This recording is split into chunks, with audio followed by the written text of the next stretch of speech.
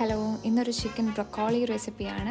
വളരെ healthy and tasty plus easy ആയിട്ടുള്ളൊരു recipe.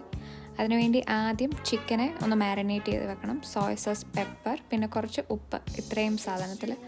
പിന്നെ ഞാനിവിടെ അത് ഉണ്ടാക്കുന്നത് ഒലീവ് ഓയിലിലാണ്. ചിക്കനെ ഒന്ന് ഫ്രൈ ചെയ്തെടുക്കണം ആദ്യം, ജസ്റ്റ് ഒരു ഗോൾഡൻ ബ്രൗൺ വരെ.